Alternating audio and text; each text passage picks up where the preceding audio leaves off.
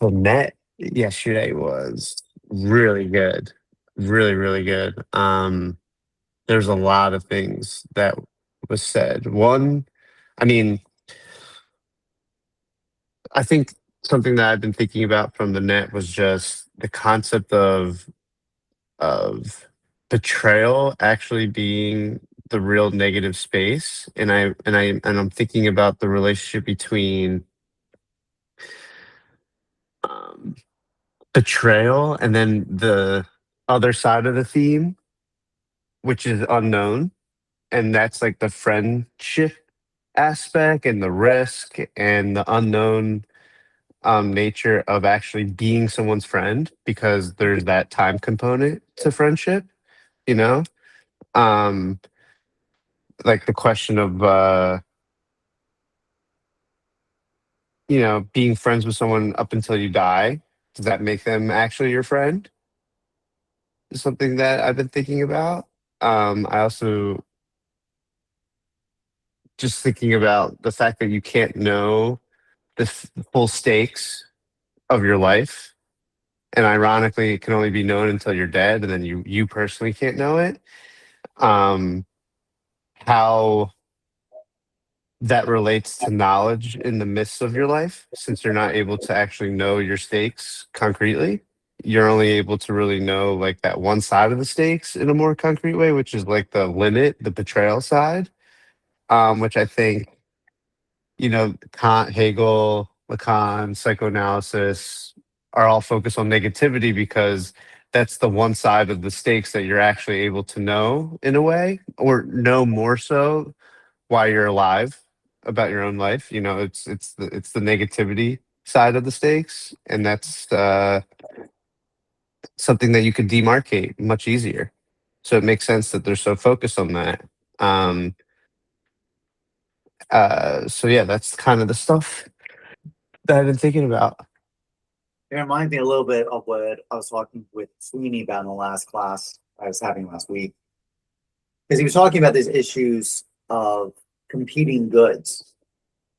I'm thinking about it as a betrayal, in the sense that a lot of times in Greek tragedies, what their basic thematic orientation is, you got two orders of good, and you have a tragedy because you have to honor one over the other. So Agamemnon, for example, having to sacrifice his daughter for the gods, for example, in the war.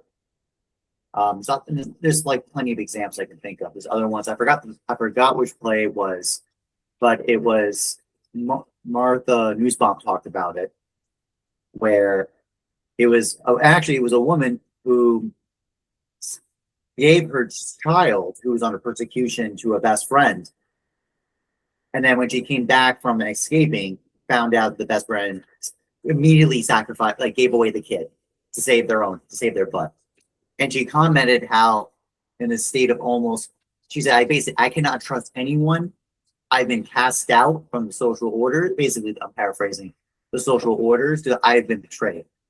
So I feel like the Greeks have been very aware of that tension. Basically, the problem with the human person is we're under multiple loyalties and whom we have to answer to, and there's a tragic consequence because of that. I, I wanted to say a personal thing where, so my, because I find like what you're saying in the betrayal very interesting. Considering like the Greek epics or just stories, they're stories, so you can see the end. And I just wanted to give an example of like when the story's ongoing, how unclear the stakes are. So my grandmother has three kids, and I don't know, it was like 8 years ago, I found out she actually had a baby before my grandfather that she gave up, and she never wanted to talk about it with anyone, and she felt like she betrayed this child, like motherhood. Like, I did a bad thing, I'm a bad mother, I just gave up the kid, even though she gave the kid up to someone, family with a better life, and she was too young and she couldn't support, it's probably the 50s at the time, and she was like, 16 in Brooklyn, New York, so she couldn't really support the kid. So fast forward, I don't know, like 60 years later, She moves to Tampa, Florida, and right in her neighborhood, she meets the daughter that she gave up, and she had this wonderful life. This daughter, amazing life. She's very wealthy. She did not live in poverty. She has love and kids and et cetera, and so forth. And now they have a relationship, and now they're like they have that mother daughter relationship. And it's just funny how it's like her whole life, if there's like the negativity, that side of the theme, so to speak, was very present. But then she actually rekindles with her daughter, and it takes on a whole different shape. And I would even venture to say, like, I have to talk to my grandmother about this, but like even the guilt or the shame or whatever the negative, how we want to describe the negative quality here, it probably has taken on a different shape, a shape that it has never taken on before in her whole life, that she probably could not even imagine because she was out of her life. So like it's very interesting what betrayal actually is, because it can change if you're still alive. So it's not actually, it might be betrayal in the moment, but it's not betrayal in terms of that is what the stakes are for like my grandmother. It's not necessarily the thematic stake, because there's this new information that gets revealed that clarifies what the stakes are. And I think that just shows the polysemantic nature of what stakes really are, and why it's so hard to pinpoint it. But go ahead, Jockin. I love that story. It's so awesome because actually that ties perfectly to, I'm quoting Agathon in the class I'm teaching on Monday. I'm going to use some of this because Aristotle uses him in a couple of his sections of Nicomachean Ethics, and it actually applies to both. But your story points to both aspects of it. One is when Agathon's quoted to say, "Art, love, beloved of chance, of fortune, fortune of art."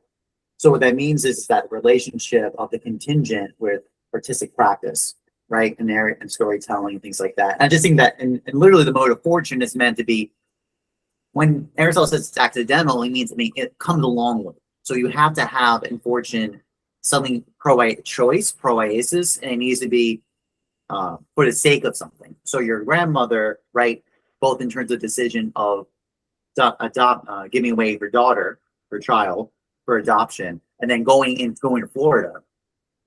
That example of it just so happened in fortune, truly it was fortune in Aristotle's understanding, that they appeared together. It's not with any intention. It came along with, it's accidental. It came along with the choices and decisions of your grandmother, and it led to a happy accident, right? In terms of encounter and discussion about it. I think the other aspect is, again, Aristotle quotes from Agathon about it. He says, even this God lacks the power to undo what's been done. So what he gets, and that's a very powerful note, because it actually is the Greek straesis is used. So it is explicitly that note right there. So lack, the way we talk about from Aristotle, is mentioned right there. And it points out, though, regardless of the theological kind of implications of that statement, the whole point of that, there's new disclosure is always possible. I find that, and that's the point of the story I'm hearing from your grandmother, right? That this act was done. It might have an orientation, a reading of betrayal under her understanding of motherhood. Also, it's 1960s, 50s. So obviously, having children under wedlock is incredibly socially taboo. So there's a social order of those aspects. Then to come to find out a whole different orientation.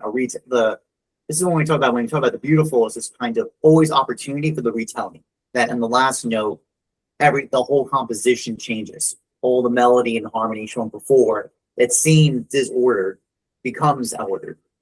Which is also what Aristotle talks about because again, this class I'm a little nervous about. Not nervous, but it's very demanding on me because it's my most on the nose attempt to try to address the beautiful from Aristotle, which notoriously is not directly stated. You have to do a lot of basic forensic investigation to get anything with it. But the big note is, when Aristotle talks about the order of beauty, he doesn't use the terms you would think he would use, like a kind of force of necessity orientation of order or strategic necessity. He uses taxis, which is an accidental arrangement. So what I'm getting at here is, so how does that relate to the so that aspect of the storytelling of one's life, and your mother and your grandmother? The beauty of the story only showed up at the very end, right? Which is super interesting, because that's it always one of the notes I also talk about is aspect of memory and forgetting. And it's like you can't, it's for the sake of virtue, activity, all these things are for the sake of beauty. Aristotle's actually, and actually I know because I always go into the Greek to pull these for these lectures. In metaphysics, it's point blank stated, what is the cause of motion that's not motion itself? And that's typically like, so the good is what things that have motion, like the operations of good. But something that is not motion, but causes motion, others, he says it's beauty. That's what Aristotle says. He says that right there. And it's something where, because people are operating under vectors of good, they do actions for the sake of something that they think is good. It's almost like beauty is that hiding aspect. For almost all cases, people are obfuscated from seeing it, and it's only through their activity of choice and desire in life that they it has the potential of revealing itself, not by your intention, but almost, quite frankly, as a memory brought onto yourself. Javier, I came back. I think you came back in. You want to jump in? Yeah, for some reason I'm having trouble with my camera again. Yeah, I'm trying to think. Okay, so I guess I'm just like looking at this a little differently. So, like, I guess I don't know. I feel uncomfortable about, because it's like almost like you guys are talking about. It almost gives the vibe of like fate, kind of like talking, like oh, you don't, it's going to appear disorganized, and then it's going to have this ordered resemblance. And then, this is how it's going to appear. Right. I guess for me, the main thing is that however it turns out, like, for example, with the story that Luber shared with the grandmother being possibly ashamed, like being possibly feeling ashamed or guilty for giving up her child early. We have to be able to look at it from, like, how can I say this? Because it's such a weird story, because it doesn't have the element of like this external thing happened and I couldn't do anything about it. Because, if we go back to that story I was talking to you, Jockin, about this woman who, was married to her husband for 16 years and then divorced him because she, quote, fell in love at first sight with somebody else. Right? The reason why this framing is problematic is because she talks about it as if it's fate, and her life is taking a certain trajectory. I feel like if that woman heard how we were talking about this, she would be like, oh yeah, that's definitely like how I feel. Like, like I could tell my life was organized, and then now, like, I met this guy. Now it feels like everything's like ordered, and like this is the direction I should take. But I think the thing that's missing from her side is that she needed to own this determination. Like, and I feel like anytime we talk about like something like shame, I feel like there's a lack of owning that determination. I feel like that's what it is. You know, like I can actually rephrase it the way like Luber's talking about his grandmother. It would be like, oh, I was 16, like I was too young. Like that's not owning your determination. Because you're throwing it off to like I was just too young, like I had to do it. Right? So basically you're saying like you didn't have a choice in the matter, actually. Right? I was too young, I had to do it.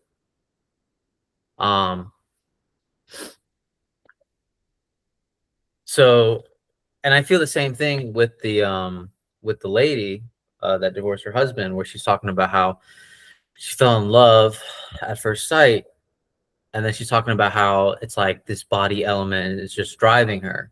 Again, for me, it's like you're not owning the determination. You're just saying as if this external force is driving you to do this. So I think the only time that I feel like the danger of not owning your determination in relation to the beautiful is that you're really just not going to understand the stakes in a sense. Like let's put it this way. You can't even begin to understand that maybe there was stakes until you own that determination. Like it's just not possible. Like because you're always going to be like the reason why you would say like there's almost no stakes is because you'd be like, well, I didn't do anything. I had to do it. God told me to do it. I didn't do anything. Like, you know what I mean? Like you would just be like, there's no stakes. But that's what I got. So a couple things. And Javier, feel free to like jump in and respond because I really want to address what you're saying. So there's a difference between destiny and fate. Yeah. Okay. Before I even get to that, the determination point, I believe that the determination is not on the actual action itself, but on the sentiment that the action's involved in. So just because my grandmother got knocked up doesn't mean that she's like not like owning it or determining it. I think there's other factors at play. So like this is where it gets interesting. Like who knocked my grandmother up? Some guy. Let's say she loved him. Let's say it was like he was older and like promised to be to because at the time, at the 50s, like the man in America is definitely the one bringing in the income. So if let's say the determination was actually not that she was having a kid, but that she was like entering a romance, like a commitment. And let's say the guy decommitted, then the owning of it could be construed as, well, we were having this kid. The plan was to raise this kid, and now he's out. I don't have the means to actually do what I'm trying to own. Like that's why I'm giving up my child to a family that's more well-to-do.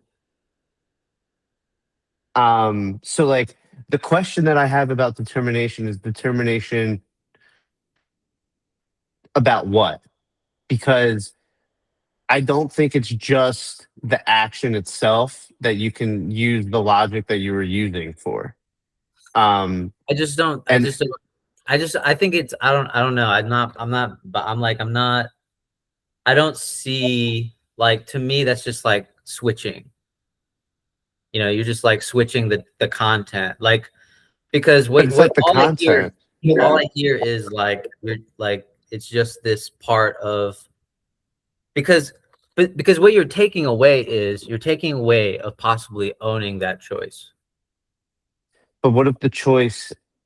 That's what I'm trying to say. What is the choice about? because like the owning the choice, the question is that you can construe what the choice is in a multiple like a multitude Right. of But different ways. the danger of that, you can. That's the whole point. Like the whole problem is that, to me, I hear that as you are looking for ways to attribute to external forces. Like I could do that indefinitely, right? I could be like, I'm sorry, I never meant to hurt you. But you know what? Maybe if my mom didn't have a kid like me, you know what I mean? Like you could go through so many determining factors about how it got you to this situation. Like maybe if I didn't move to Arizona, I wouldn't be talking to you guys. Maybe if I didn't join the army, it wouldn't have done this. Like we could go through so many determining factors. It's all arbitrary. But the problem is it's how the person tells the narrative that's the That's what choice. I'm saying. Yeah. Uh-huh. That's the construal. So it's Yes. like But you have to it's like consider. well, the reason why I think the control can't be like a singular way of interpolating the content is because um I think the accidental nature of a story, like a real good story, is based off of the fact that the character has embodied some level of virtue that afforded them the ability to have that accident. So like it's like if you just look at content in terms of what like, oh, the control is the action itself and that's it, just the action itself. So if an action happens, you have to demarcate it just based off the action. To me, that's like too horizontal in the sense of not taking into account the motivations behind the action, because when you take into account the motivations behind the action, you can't just say, oh well, you did this action, own it, because what goes into that action also is the motivation, and I think the motivation's being overlooked um in that respect, because the motivation component makes it really complex on you know how to demarcate the control, basically. Go ahead, Jockin. Go ahead, Jockin. Yeah, go ahead. I think one thing I raised my hand about was, so Javi, I kept watching more of that video, and it's 2 hours long, so I'm still not done with it. Yeah. But I think a very important detail is that woman, she went for it. Like that man who she bailed on, like she bailed on her husband to try to pursue that man. That man rejected her. Yeah. Mm-hmm. Right. Mm-hmm. And that's so, in one argument, that's actually poetic justice. Right. That she made the call, she went for it and paid the price in terms of she got rejected. So in one, and I think it's interesting, I think she is in a position of she still stands by her decision, even after she broke off the marriage, pursued the desired other, and got rejected. I do think that's an important, I don't know if it's an interesting dynamic in terms of what that says. It's the fate element that you talk about. Javier, let me just finish. I think the other note is, it's also, in every storytelling, it's always the question of whom we're talking about. What about that husband too, by the way? So actually, on the discussion of betrayal, would we not all agree that it's that husband whom, because Javier asked that question about, like, one can make an argument, is he responsible? Like, because it happened, because he was the one left. And it was under a presentation of, quite frankly, my desire. Like, apparently there were reasons given later. Apparently parenting style, emotional availability, priority of the children raising, like reasons were given post hoc, seemed like. But in terms of the motivation of desire, he was absolutely in kind of a blindsided victim. That's what it sounds like, at least how it's presented, what I've seen so far. So I just think that also complicates the story, the situation right there. Because I think the big note too, so it's like, which story are we telling from? And then also the aspect of, we don't have a definitive answer yet.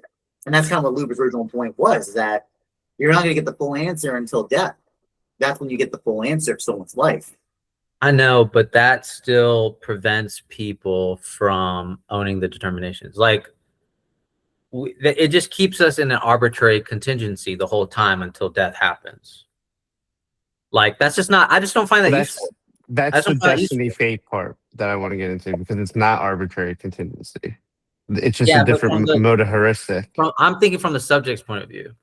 Like, that's the problem. That's exactly the problem. And then also this term on betrayal that you guys keep bringing up, which is like, what if the husband feels betrayed? It's like, okay, but let's look at it this way. Like, would she feel like she betrayed her husband if she followed that line of thought and owned it? No. He would only feel betrayed because he disagrees with the values in which he's viewing it. So when we talk about betrayal, is there betrayal only in the sense in which we have agreed consensus from the beginning about how we should approach things? Or is there only betrayal because we already have disagreements about certain set values? If I could jump in, I think the big part is nature of dependency. A betrayal happens when you have a dependency. And then the thing you're depending on breaks. So I don't think it's even an issue of consent. It could be an operation of consent, but not necessarily. Like the very act of a certain relation creates dependencies. So as a result, those are not necessarily contingent on the agreements per se or statements. And also the other aspect, as we just saw on another account of an issue of desire, where you might agree to the agreements, but then you still feel betrayed. Isn't that interesting? Right? In the sense of, in terms of like, there's say, I've used abstraction. I'm going to use an abstractional paraphrasing of it. A polyamorous relationship. One dynamic of the relationship is asexual. One pairing of the dyad is sexual, and that's the context of it. That relationship that was asexual, that desire overwhelms. And even though the agreement before was formal to say it's only this demarcation, desire says, no, I demand more. And I feel betrayed. And then there's an interesting dynamic about dependence, what people are depending on each other in those relationships. So I think there's tensions about this. But I think just on the first part is, I do think sometimes dependency is about putting stakes on other people and on things to rely on so that we can go through our lives. And the thing is, unless we're going to live this, and this is what Daniel was saying at the very end, like the problem is the whole operation of rational logic, of algorithmic bureaucratic society, is to prevent friction points of dependency. Everyone becomes a self-sufficient, isolated unit that basically by their mediation of the state as an abstractional unit to get their needs met, that's whom they're dependent on. Versus interpersonal relationships where there is basically encounter of the other, which there may be conflict and failure. And those things you depend on might rupture and break. And then what? And people don't want to feel that pain. They don't want that risk of uncertainty of the human person as the other, as they're encountering. So they rather have a certainty of the abstractional entity of the state to be that in relation to that. Because they may not give them beauty, but at least they can give them goodness in terms of like getting their satisfaction. One can make an argument that polyamory is that same operation. It treats the individual human persons as abstractional functions of gratification. It's the same kind of dynamic, I would feel. I'll just say something short because I feel like, Javier, you have a lot to say to that. Well, I do. If you're looking at it with just subject, then you're only going to make determinations regarding one side of the theme, basically. Like what's the focus? Like, is it the subject, or is it everything else, or is it both in some way? Like, to me, this is where it's like, if the focus is the story itself, and we've talked about the difference between focusing on the character versus the story itself. If you're looking at it from the story itself, that is taking into account both sides of the theme. Where the character, when you're looking at it from the character perspective, you can only really look at it from moments, parts of the story. And then if you want to talk about the character as a whole, you have to put together those parts of the story. You have to talk about, oh, in the beginning they were like this and they did this, and then at the end they were doing this and like this, and that's how they changed. I'm just being very crude.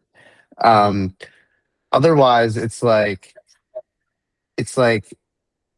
you're only talking about a subject.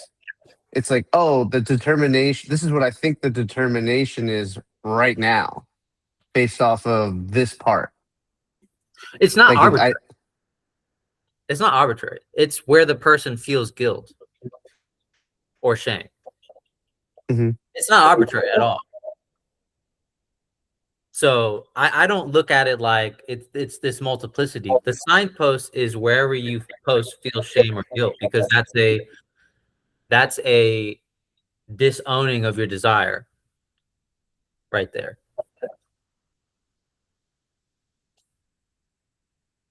That's the signpost. We could talk all types of possible determinations all day, but when someone's like, I feel guilty because of X, Y, that's where it is. But real quick, but there's so many times where I'm like, oh, I feel guilty, and literally like 5-10 minutes later it dissipates. It's not even real. I was like, wait, why was I thinking of it like that? Like I shouldn't feel guilty. There should be there definitely should be a repetitional component to this as well. Right, but it's like the question is, when does it repeat to the point of sublation? Or when does it, like, it can't just, I don't think it ever repeats infinity. Like, I don't think it's like guilt. I think it sublates. No, I mean, no, I don't think so. I don't think so. Yeah, I mean, well, guys, get in format.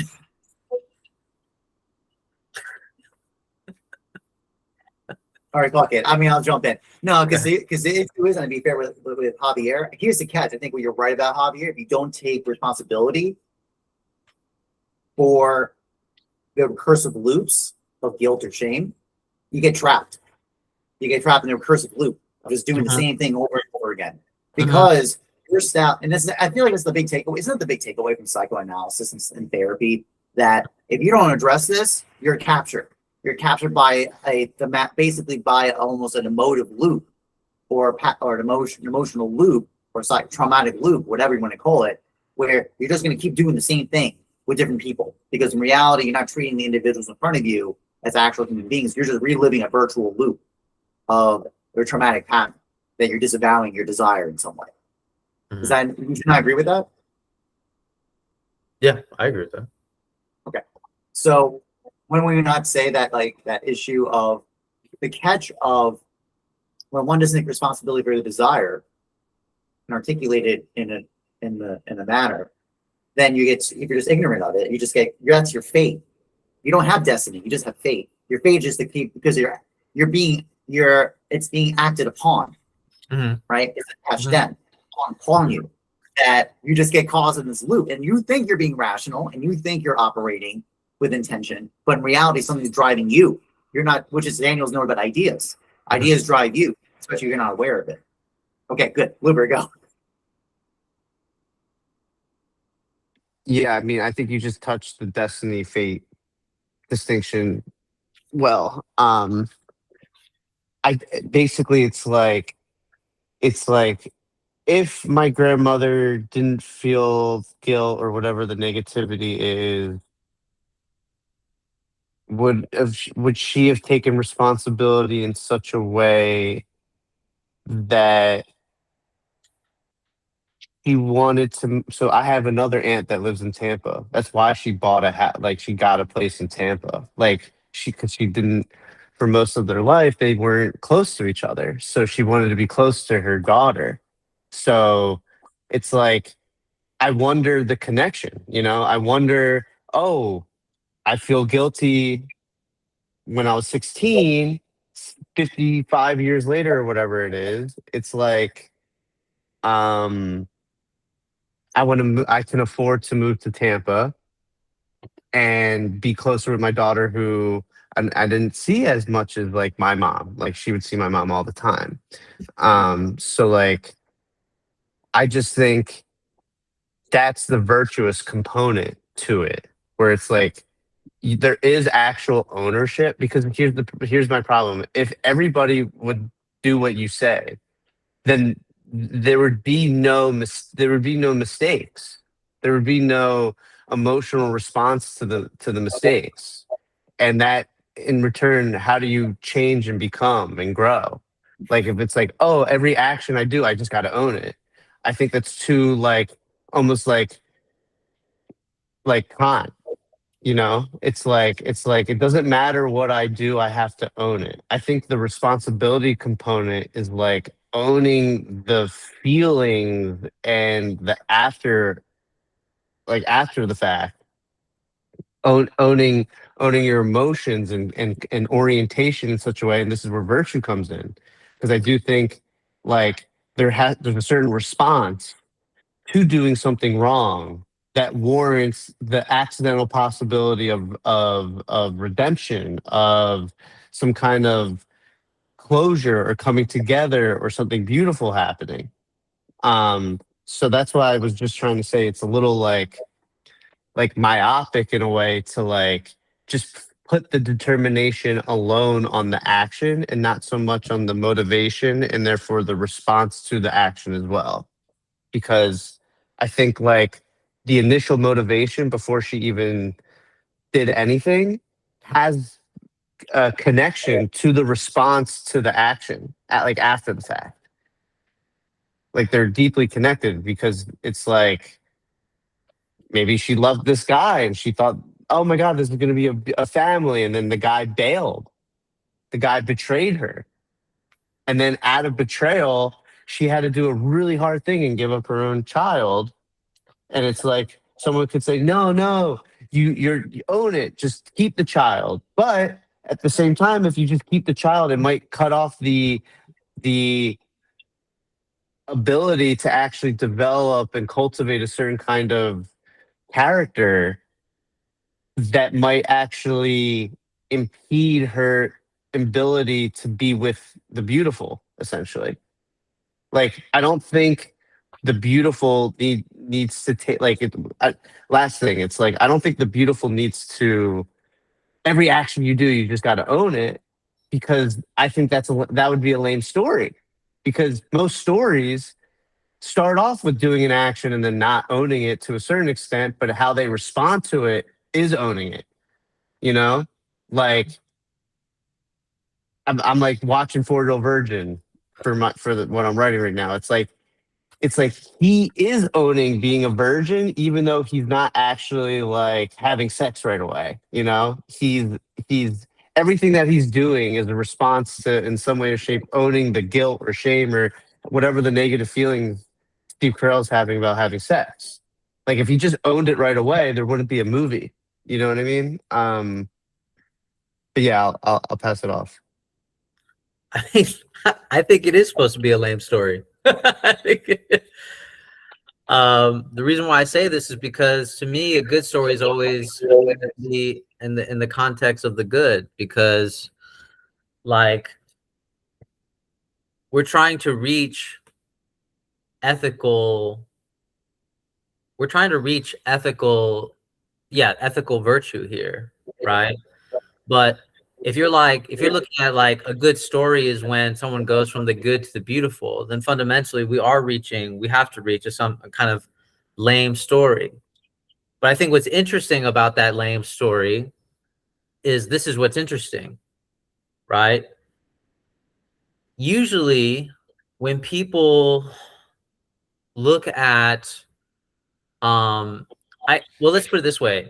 A beautiful story could still possibly be a good story, but I think the character is going to be lame, right? Because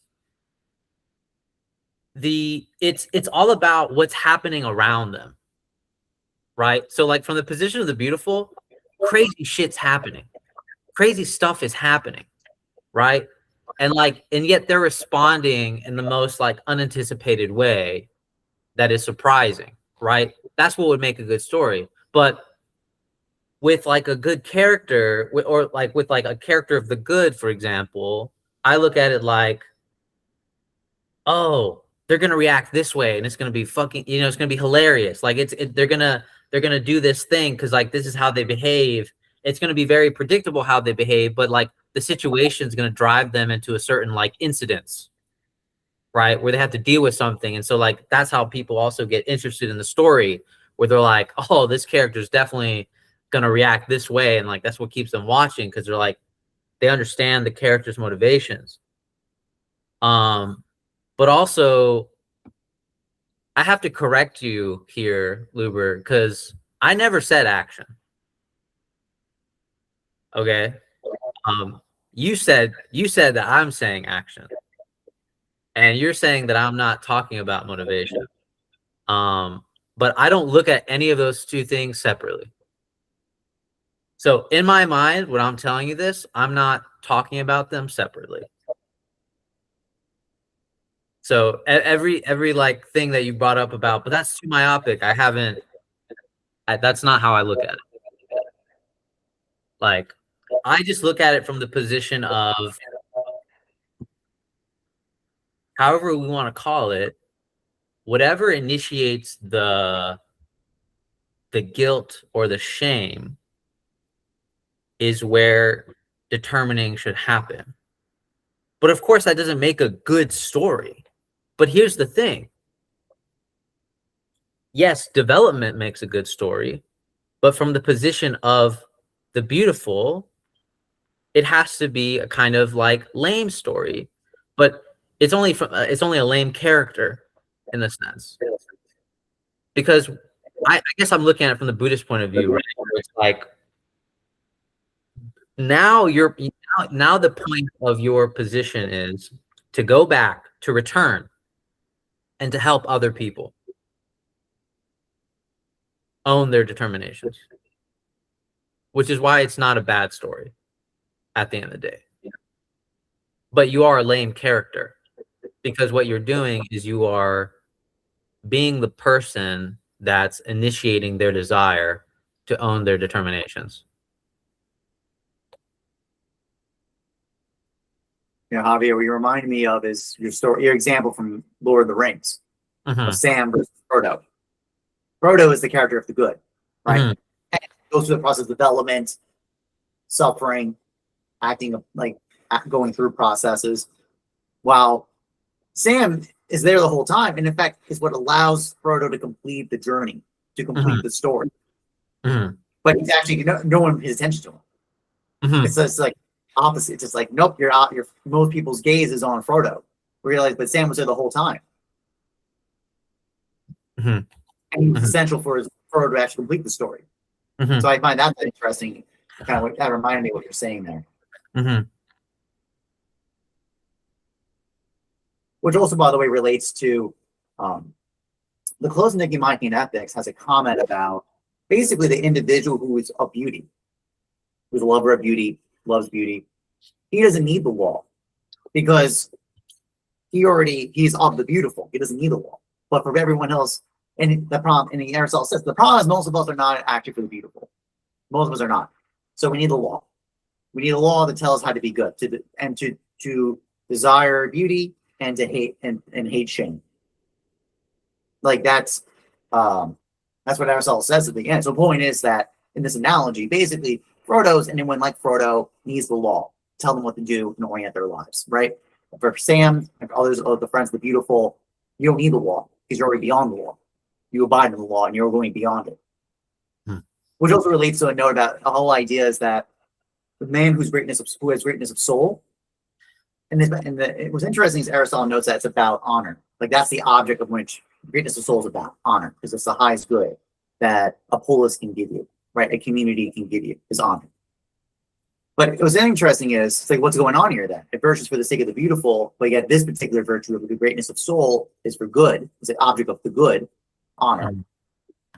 And better said, this man of greatness of soul must be good, and in fact is the kind of crowning ornament, the cosmos of virtue. What's going on here? It's really interesting note Aristotle says about it. Yeah, this man of greatness of soul will accept honor, he'll accept it, but very indifferently. He has the attitude of like, it's not enough. Like, it's the best you got, and it's not enough. As an example, the good is not good enough. So this highest good that the polis can give one, honor, which by the way, in Greek society really was true. Like that really was the attitude. Like men of greatness wanted honor and glory. That's what they're in immortality of the name. That's what they're aiming for. But yet this man who is the greatness of soul will accept it, but he's not. He gets little pleasure from it. He gets moderate pleasure of it. He appreciates it, but he knows it's not. It's lacking of total virtue. Because total virtue is for the sake of the beautiful, and this good is not the beautiful. That's kind of that's the shtick here, or that's kind of at least my reading through that. I find that very interesting. Understanding related to Sam, like in theory, why was Sam not like captivated by the ring? First of all, he already knew I can't take the. I remember from the story. I can't take the ring. He was like very aware of that. He wasn't, but versus all the other characters, they're captured by desire of the good, the precious ring, right?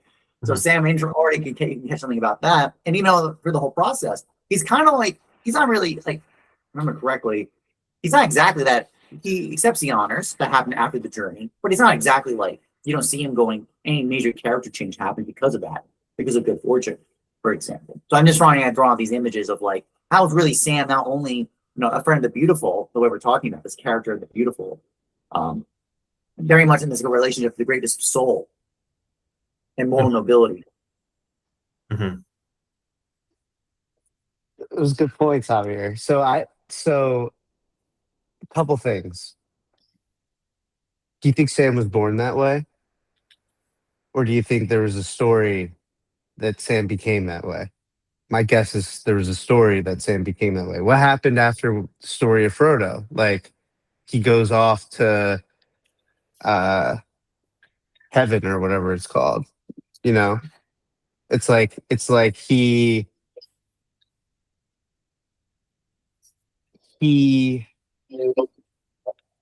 I think the point of a good story is to habituate whatever is contained within the operation of the story in becoming beautiful. So unless we're going to make an argument that Sam was born that way, that he was just born with this disposition, right? And it's like maybe, but like likely, like the conservative bet is like that he probably had his own story that turned him into a beautiful character. Then Frodo's story happened, and that's why he was able to be how he was. So that's kind of like the first point. So I do think the heuristic of a good story still matters, because if it's not a good story, the claim is you're probably not going to end up with the beautiful. Like, and let me be more specific. Like, even in a tragedy, some tragedies, but basically, really with a comedy that's a good story. So technically, like when I say comedy, I'm talking about like the Aristotelian notion of comedy. Frodo had like Lord of the Rings is a comedy, and basically, I think the point of that is to habituate the beautiful. It's very interesting when we talk about a good story that's a tragedy, because they're cut off. I would be really interested where it's like there's like a series of movies, and the first movie it ends in a tragedy, and then like the second movie would be like, because they like stay with, they're responsible for the tragic state, that the next movie potentially would be like a comedy, and then that would throw them into like some beautiful state, where the third movie would be like almost like a Farron type situation where they're the side character to someone else's story. Just thinking, just thinking out loud with that. The other point that I do want to make is you're talking about like the moment you feel guilty that's the moment you have that negative, any kind of negativeness that we're talking about is when the determination should happen. I'm just thinking like I just think it's so hard to demarcate if we're just looking at it in terms of, oh, if you feel this, like I feel like it's too body oriented, where it's like, if you feel this, then I'm determined. I feel like that's very reactionary.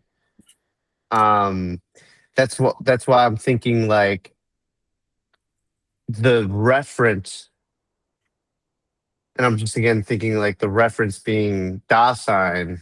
It's not just that moment in the colloquial sense. Like there is this ecstatic relationship. So it's like how that moment relates to you, how you relate to like a static time, basically, would determine the determination. Like would help you determine being determinated or something like that. But go ahead. I might have to jump in the car and take because I just got a new apartment, guys. So I gotta Nice. fucking move. But go ahead. I'm gonna switch to my phone. Okay. So okay. Okay, you said determination. Okay, oh yeah. So the whole the body element. So one, and I think this is the part that's interesting, is it takes communication of this element, like saying this out loud, articulating this to another person, being able to recount it, right? That you can get a better sense of this is something that that there's actually like guilt for, right?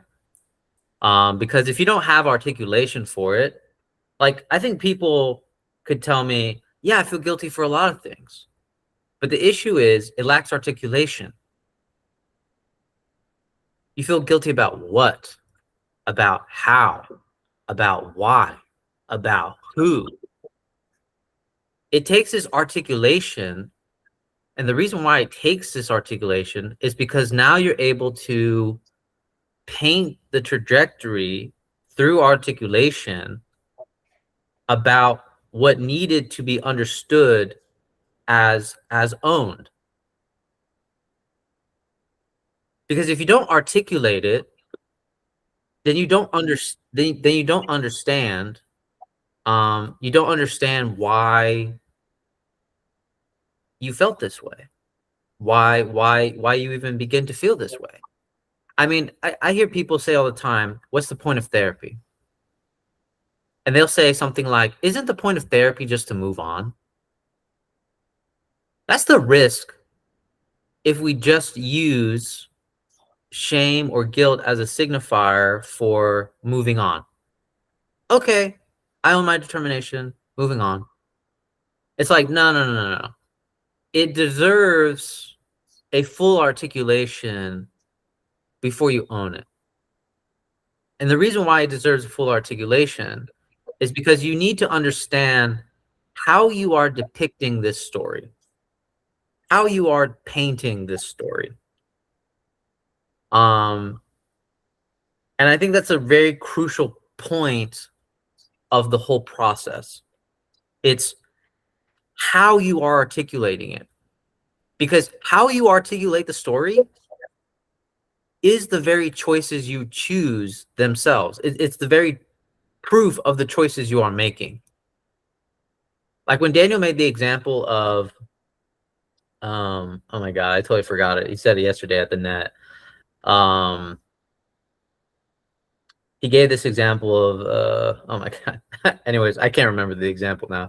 But let's just say someone's like, yeah, we were born as apes and we don't have free will, right? How he's telling the story is him making determinations. Okay. And so the whole point of owning these determinations is to understand how you tell the story is something you selectively chose, elements that you decided to incorporate versus not incorporate. So maybe that's a better articulation of what I've been trying to say by own your determinations, which is to say, That when, I agree with. That I when totally agree with. Just okay, saying. okay. When Yeah. when And go, go on, sorry, Javier, go. Continue. okay, Finish. okay. Yeah. So I think that's what I've been trying to say this whole time, that I've been like struggling. I've been saying it poorly, but now it's saying it well, or at least better. Yeah. So it's the way we frame things that we have a tendency to say it as if we didn't selectively choose the way we told this story. You know, it's like, oh, yeah, I was so like young and naive and, etc. like this. And a psychoanalyst could easily be like, so who told you you were naive? It's just the belief that we have when we're younger. Like, we just believe that naturally, if we're young, we're naive.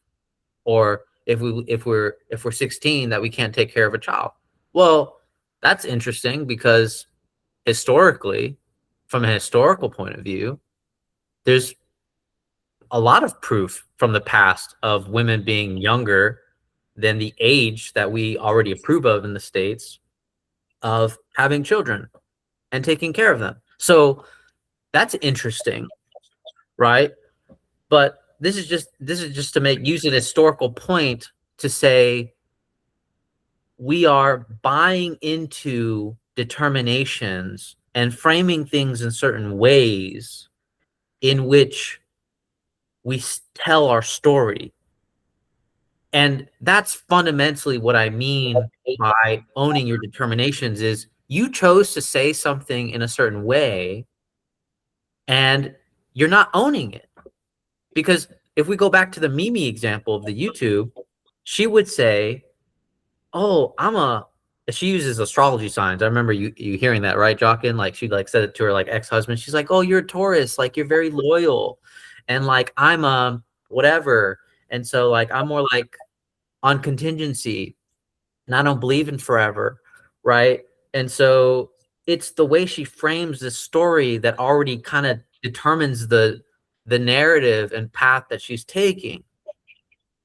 But I think the whole point is to understand that when you make those articulations, those are your determinations that you are captured by.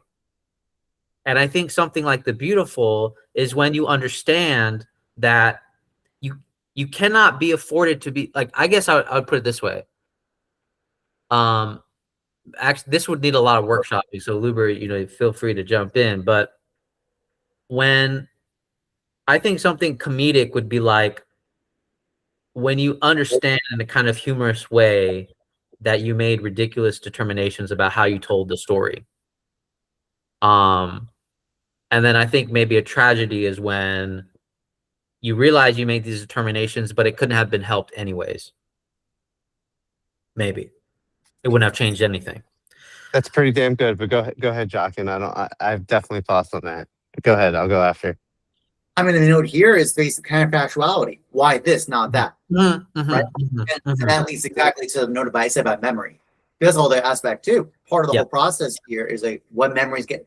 So actually, on Luber's point about passivity, like a memory is a passive enactment onto you, but the interpretation of that memory and what it signifies is a question of this vow or affirmation or addressment.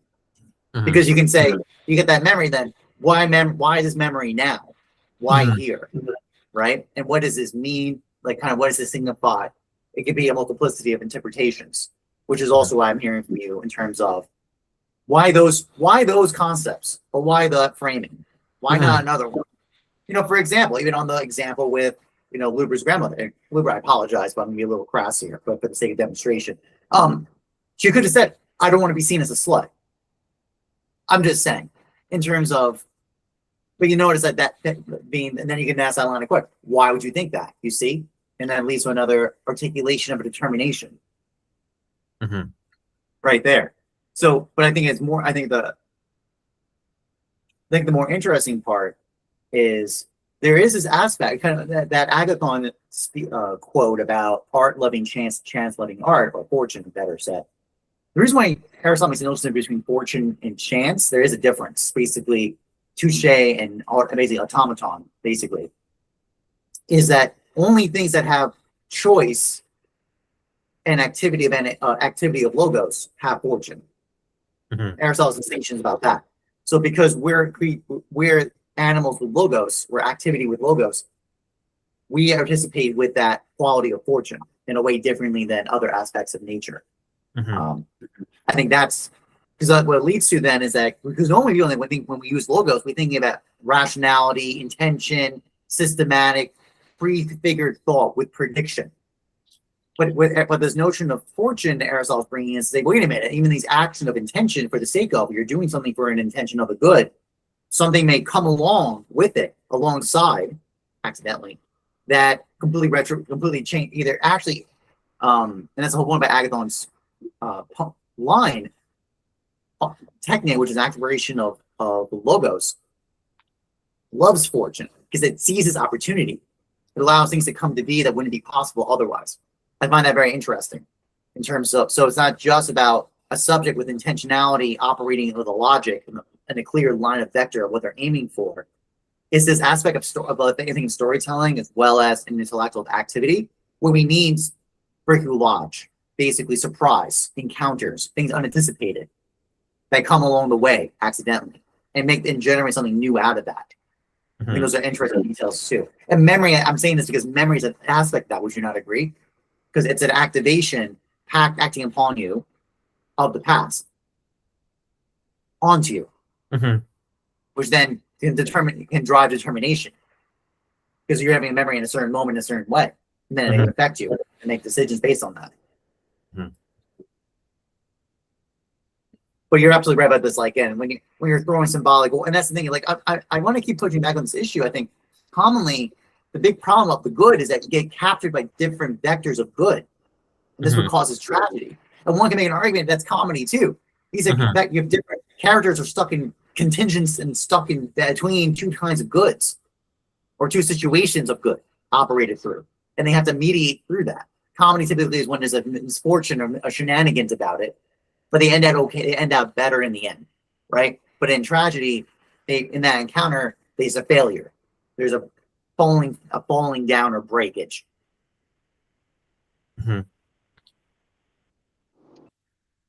Yeah, I mean, I agree with everything that's being said. I kind of want to focus on a tragedy. Okay. Do you guys remember when we were talking about like, oh, like sainthood has something to do with tragedy, like the way we talk about tragedy with story? It's like there's a quality about tragedy that it's like that it's too late. It's too late, but I understand what I shouldn't have done, basically, but it's too late. And that's really what makes it a tragedy. There's something more realistic about that, like than a comedy. Not like obviously in terms of a story, they're both equally viable paths that are realistic, obviously. But in real life, like my other grandmother who passed away, very much, oh, I shouldn't have done this, I shouldn't have done that at the end of her life. You know, I anecdotally haven't met an old person who wasn't like that. So, not saying that's like a universal case, but it's like it almost would be like a comedy would be like when you're old, you're like kind of done. You're kind of like done with the story with your comedy, and you're now in a state of being beautiful, and you're kind of just helping, charioting. I can't fucking say the word. Charioting the new main character in a comedy for them to become beautiful in their own lifetime, something like that. I maybe it's that maybe I haven't met an elderly person who is in that like fair state where it's like, yeah, I'm just helping you on your journey kind of thing, you know? Mhm. Maybe my grandfather who's alive is like that, and my grandmother, but I don't know. I'm just thinking out loud. Go ahead, Javi. Last word on hobby. Last Okay. word on here. Okay. Um, yeah, I mean, I think this is the point. I think the point that you're bringing up, Luber, is something similar to bringing back the wisdom of the elderly, essentially, and that's definitely something that I would say I've definitely have very rarely encountered that myself. And this is even like before I started reading philosophy. Like even I felt that way even before I started reading philosophy. There was a couple of like older men that I've met that were like significantly older that sort of impressed me with like how much wisdom they had, and they were more attracted to guiding versus occupied with their own lives. And I think that is a signpost of like kind of where we should be, or let's put it this way. I think that's a very useful position to be in at an old age, because, you know, it leaves you vulnerable to all these ambiguities that you're not willing to own, because it's just like, oh, I could have done this, but I didn't do this with my life. I could have done this.